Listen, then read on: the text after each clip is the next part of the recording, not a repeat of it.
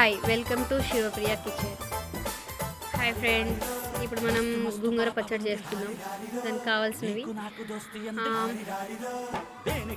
వెల్లుల్లి, ధనియాలు, జీలకర్ర, పావు స్పూన్ మెంతులు, పచ్చిమిర్చి ఒక 20-30, గోంగూర, కొద్దిగా కరివేపాకు క్లిప్ మిస్ అయింది, సారీ గైస్.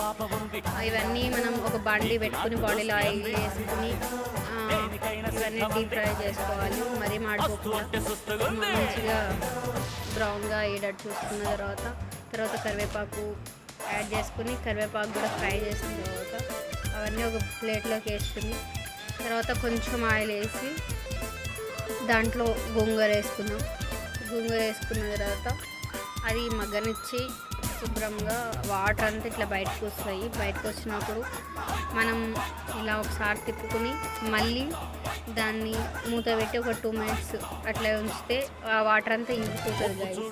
అట్లా అయిన తర్వాత ఒక 5 minutes చల్లారనియాలి. మనం ముందుగా ఫ్రై చేసుకునే చల్లారిపోయింది. ఇప్పుడు ఇది కూడా గోంగూర కూడా చల్లారిపోయింది, 5 minutes అయిపోయింది.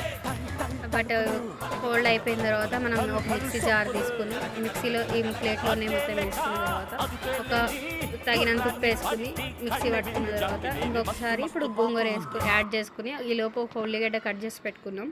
ఈ ఉల్లిగడ్డ కూడా దాంట్లో వేసి మిక్సీ పట్టుకుందాం. రెడీ టు మన గోంగూర పచ్చడి.